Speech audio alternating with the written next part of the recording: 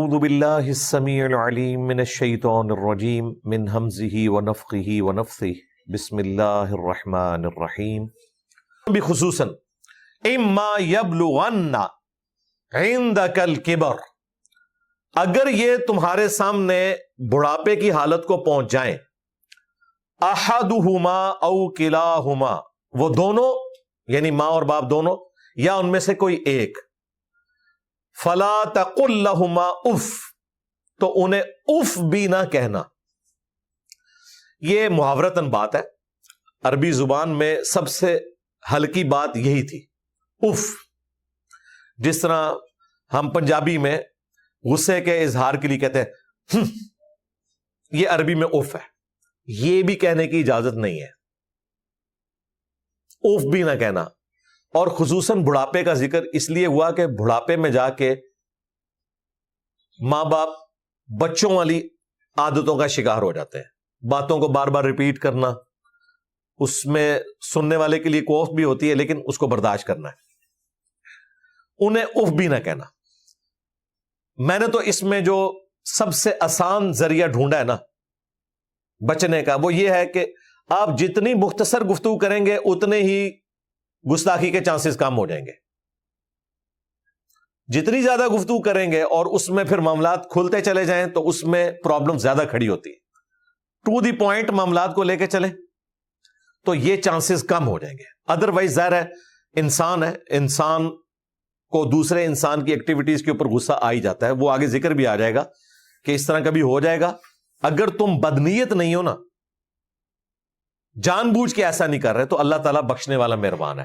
Intentionally کوئی گستاخی کی نیت نہ ہو، وہ تو پھر قابل گرفت ہے، اس کے اوپر تو کوئی چھٹکارے والی بات نہیں ہے۔ لیکن حد الامکان کوشش کرنی ہے کہ اگر وہ دونوں بڑھاپے کی حالت میں دونوں یا دونوں میں سے ایک پہنچ جائیں تو انہیں اف بھی مت کہنا، ولا تنہرہما، اور انہیں مت جھڑکنا۔ اب یہ ہمیں ویسے آکورڈ لگ رہا ہوتا ہے کہ ماں باپ کو کون جھڑکتا ہوگا، لیکن یہ ٹی وی پہ آپ دیکھ لیں کس طریقے سے خبریں آتی ہیں، ویڈیوز بنی ہوئی ہیں، مار رہے ہیں ماں باپ کو، گھر سے نکال دیتے ہیں، اولڈ ایج ہاؤسز میں رکھوا دیتے ہیں۔ یورپ امریکہ میں اگر رکھواتے ہیں تو مار پیٹ کے نہیں رکھواتے، وہاں کوئی مارنے کا سوچ بھی نہیں سکتا، وہاں پرابلم الگ ہے کہ وہ ذمہ داری اٹھا نہیں سکتے، اور وہ اپنی جگہ جسٹیفائی ہیں کیونکہ ان کے ماں باپ نے بھی بچپن میں ان کے ساتھ اسی قسم کے سلوک کیا ہوتا ہے۔ وہ اپنی لائف بھرپور گزار رہے ہوتے ہیں اور پیرلل میں بس کبھی اسکول، بورڈنگ اسکول میں داخل کروا دیا، پھر جب وہ کہتے ہیں اب ہم ان کو اسکول میں داخل کروائیں گے۔ ہمارے سب کانٹیننٹ کے معاشرے میں جو ماں باپ کا ایک گہرا رشتہ ہے اپنی اولاد کے ساتھ، تن من دھن لگا دیتے ہیں۔ جتنے بھی آپ کو کامیاب لوگ نظر آ رہے ہیں ان کے پیچھے آپ کو سب سے زیادہ کنٹریبیوشن ان کے ماں باپ کی نظر آتی ہے، فائنینشیل بھی، اخلاقاً بھی، ہر لحاظ سے، تب وہ کسی مقام کے اوپر پہنچتے ہیں۔ یہاں تو معاملہ ڈیفرنٹ ہے، یہاں تو یعنی پھر وہ جسٹیفائی ہے یہ چیز کہ اولاد کا کام ہے کہ ماں باپ کے ساتھ حسن سلوک کرے۔ وہاں کا معاملہ ایک ڈیفرنٹ ہے، تو جھڑکنا بھی نہیں، وَقُلْ لَهُمَا قَوْلًا كَرِيمًا، اور ان کے ساتھ بات نرمی کے ساتھ کرنی ہے، رسپیکٹ کے ساتھ کرنی ہے۔ وَاخْفِضْ لَهُمَا جَنَاحَ الذُّلِّ مِنَ الرَّحْمَةِ، اور اپنے بازو کندھے جھکا کر رکھنے ہیں عاجزی کے ساتھ۔ یعنی اس کو لفظی ترجمہ تو یہ ہے کہ اپنے پروں کو بچھا کے رکھنا ہے، جیسے ایک ماں بچوں کی حفاظت کرتی ہے یا ایک مرغی اپنے چوزوں کو اپنے پروں کے نیچے لیتی ہے، اس طریقے سے ماں باپ کے ساتھ بڑھاپے میں سلوک کرنا ہے۔ جناح الذل من الرحمہ، رحمت کے ساتھ۔ وَقُلْ رَبِّ ارْحَمْهُمَا كَمَا رَبَّيَانِي صَغِيرًا، اور ان کے حق میں یہ دعا کرنی ہے کہ اے رب ہمارے، ان دونوں پر رحم فرما جس طرح انہوں نے بچپن میں مجھے پالا تھا۔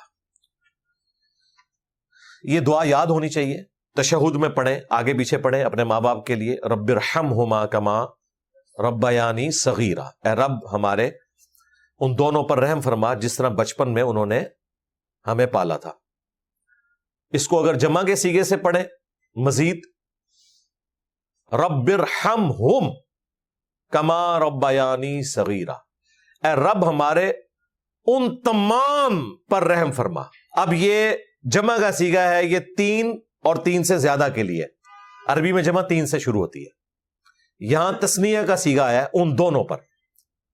رب ارحمہما ان دونوں پر, رب ارحمہم ان تمام پر.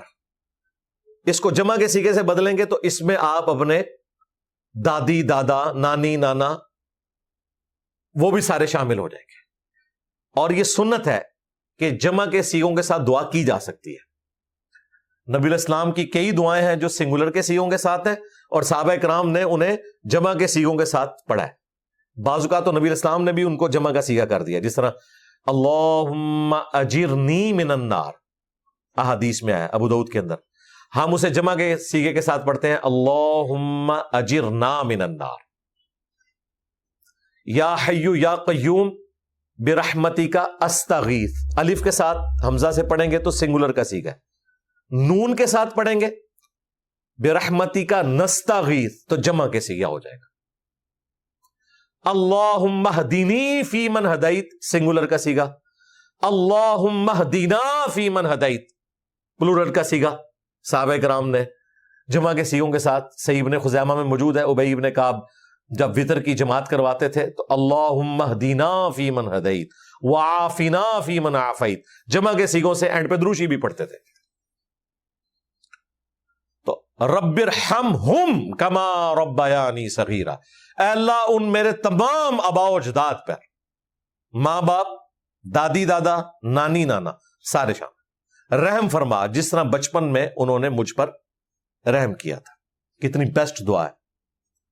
یعنی ان کے احسانات کا بدلہ تو ہی دے سکتا ہے.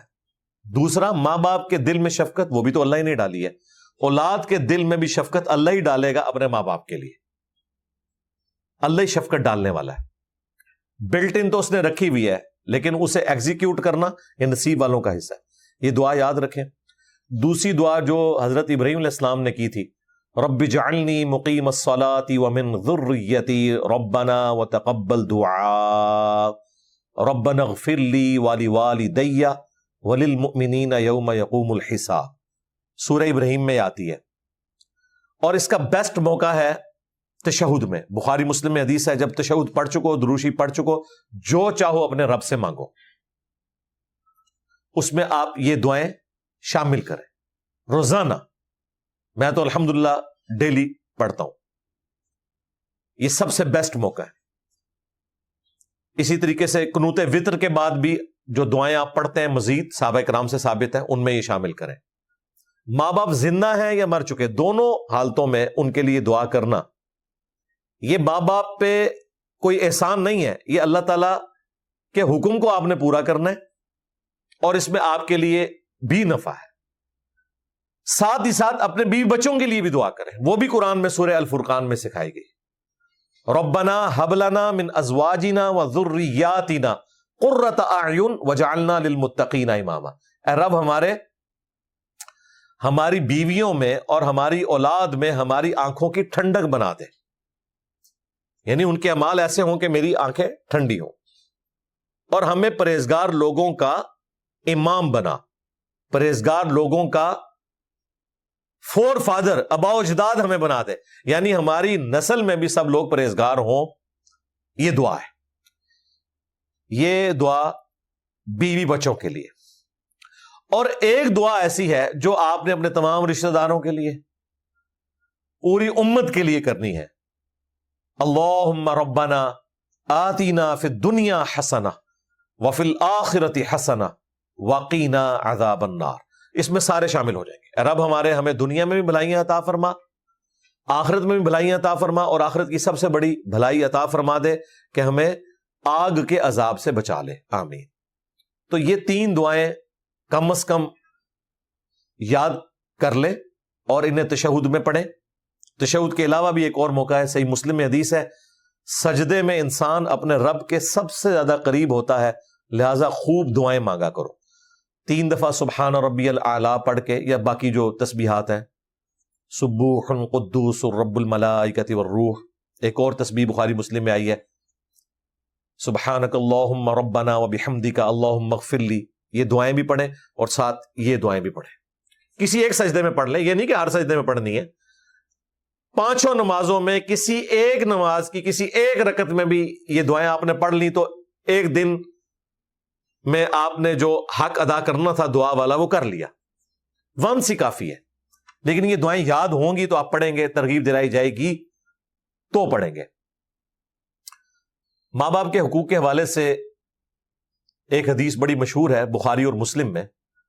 نبی صلی اللہ علیہ وآلہ وسلم سے ایک صحابی نے پوچھا کہ میرے حسن سلوک کا سب سے زیادہ حقدار کون ہے اس پلانٹ ارتھ پہ مخلوقات میں سے؟ نبی علیہ السلام نے فرمایا تیری ماں. دوسری بار پوچھا, فرمایا تیری ماں. تیسری بار پوچھا, فرمایا تیری ماں. چوتھی بار پوچھا تو فرمایا تیرا باپ. یعنی اگر ماں باپ کے حقوق کے 4 حصے کیے جائیں تو 3/4 ماں کا حق ہے, 1/4 باپ کا حق ہے. اور اس کی حکمت بھی اللہ تعالیٰ نے قرآن میں بیان فرمائی ہے.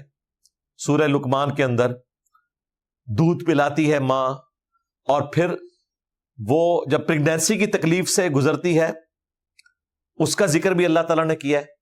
اس کی وجہ سے اللہ تعالیٰ نے ماں کا حق زیادہ رکھ دیا ہے. حتیٰ کہ سنن نسائی میں حدیث ہے جنت تیری ماں کے قدموں کے پاس ہے.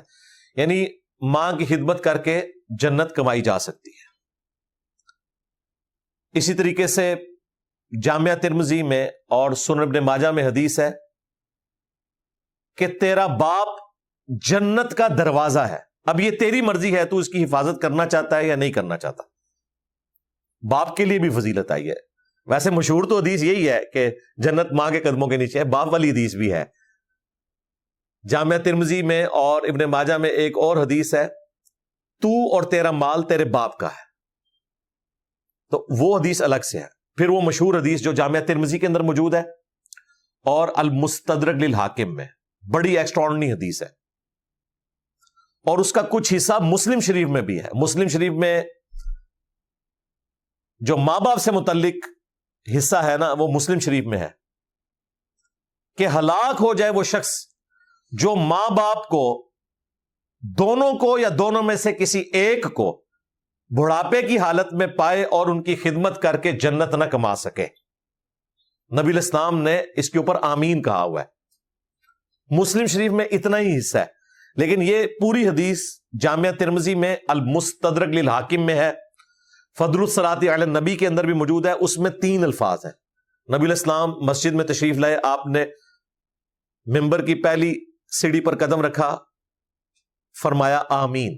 دوسری پہ رکھا, فرمایا آمین. تیسری پہ رکھا, فرمایا آمین. صحابہ کرام نے کہا یا رسول اللہ آج آپ نے ایسا عمل کیا ہے جو ہم نے آپ کو پہلے کرتے ہوئے نہیں دیکھا. اسلام نے کہا کہ جب میں نے پہلی سیڑھی پہ قدم رکھا تو حضرت جبرائیل میرے پاس آئے اور انہوں نے مجھے اللہ کی طرف سے سلام بھیجا اور کہا کہ یا رسول اللہ, اللہ تعالیٰ نے حکم دیا ہے کہ جو میں دعا کروں رسول اللہ اس پر آمین کہیں, نبی علیہ السلام کی مہر لگے. اس میں پہلی سیڑھی پہ جب قدم رکھا تو حضرت جبرائیل نے کہا کہ یا رسول اللہ آپ آمین کہیں کہ برباد ہو جائے وہ شخص جس کے سامنے آپ کا ذکر ہو اور وہ آپ پر درود نہ پڑے. اللہم صلی علی محمد وعلی آل محمد. ایک مجلس میں 12 رسول اللہ کا ذکر ہو صلی اللہ علیہ وآلہ وسلم تو کم از کم ایک دفعہ دروشی پڑھنا یہ ضروری ہے.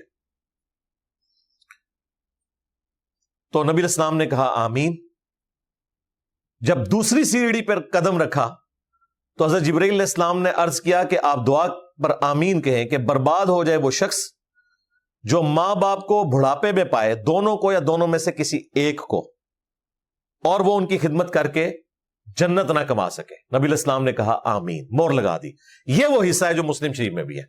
اور تیسری سیڑھی پر جب قدم رکھا تو حضرت جبرائیل علیہ السلام نے عرض کی کہ آپ آمین کہیں کہ برباد ہو جائے وہ شخص جو رمضان المبارک کا مہینہ پائے اور وہ اپنی مغفرت نہ کروا سکے. نبی علیہ السلام نے کہا آمین.